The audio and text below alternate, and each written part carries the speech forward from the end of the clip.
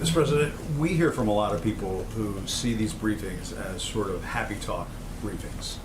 And No happy talk today. you and some of the officials paint a rosy picture of what is happening around the country. If you look at some of these questions, do we have enough masks? No. Do we have enough tests? No. Do we have enough PPE? No. Why would you say no? Do we have I think enough medical the answer equipment? is yes. I think the answer is yes. Who said no to that? I'm saying this No, is no, what- you're saying no. But who we said hear- no? we But you hear asked me, do from- we have enough We hear masks? from Yes. doctors, we hear from No, no, health you didn't say experts. that. You said, do we have enough masks? Does the country- Yes. does- Do we have enough tests? Yes. Plus, we're developing new But tests. there aren't- Do we have enough? Do we have enough ventilators? Yes. Do we have enough hospital beds? Yes. We've built 20,000 hospital beds. We have enough hospital beds.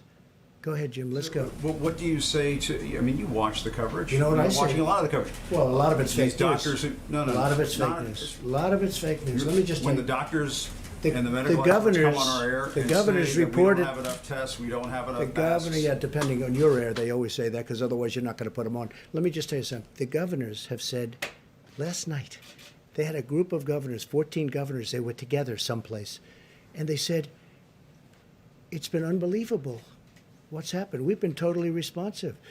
Ventilators. Everyone has the ventilators they need to a point where we're getting calls from foreign countries saying, you have all the ventilators, can we get some? And we're going to try and help some of these countries.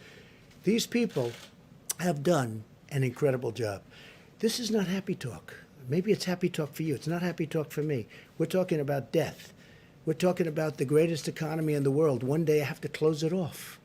And we did the right thing because maybe it would have been 2 million people died instead of whatever that final number will be, which could be 60, could be 70, could be 75, could be 55. Thousands of people have died. There's nothing happy about it, Jim. This is sad talk. This is the saddest, these are the saddest news conferences that I've ever had. I don't like doing them. You know why? Because I'm talking about death. I'm talking about taking the greatest economy ever created. We had the greatest numbers we've ever had in almost every aspect of economics, from employment to companies. Look at the airlines. They were having the best year. Now all of a sudden we have to save them. Okay? There's no happy talk, Jim. This is the real deal.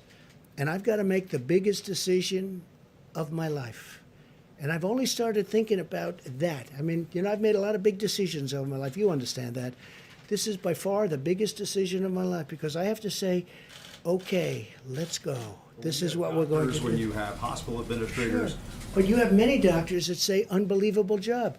I watched this morning, and I watched a certain network, and it wasn't Fox, and you had doctors saying that we've done an incredible job. You just read off these no, no, no. Well, we have ventilators, we have equipment, we have beds. How about beds?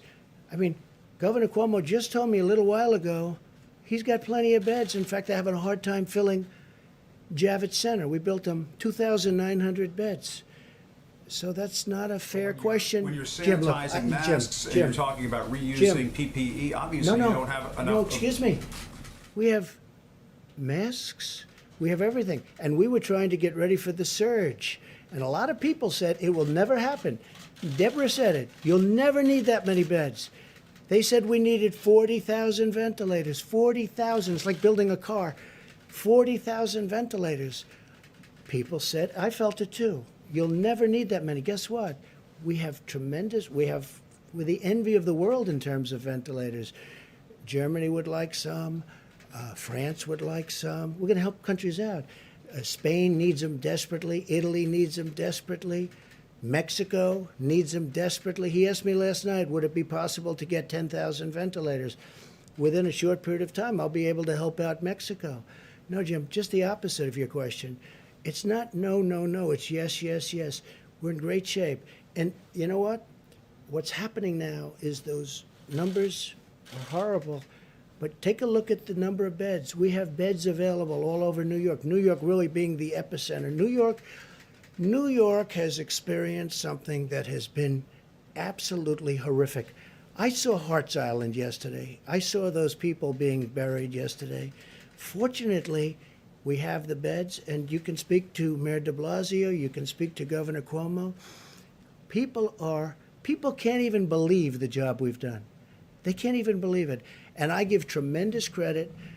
to the military. There's been a military operation with private people. Wait a minute. Wait. I give tremendous credit to our military, to the Army Corps of Engineers, to FEMA, to these people. The job they've done is incredible. And you shouldn't be asking that kind of a question. Jim, honestly. Had the country been better Okay, look, prepared I really don't believe you're that onset bad a of guy. this? You shouldn't be asking that kind of a question. You should say, you know what? It's been really incredible what's been that's the happening. reality. Jim, nobody's asking. What governor, tests. let me ask you this. That's not enough What tests for everybody governor, around the country. we have more tests than anybody in the world. We have every, enough for what's needed right we have now. virtually every country in the world calling us, asking us, how do we get these tests that you have? Your testing is the best in the world. How do we get it? They've done a fantastic job. And when you ask a question like that, it's very insulting to a lot of great people. Okay.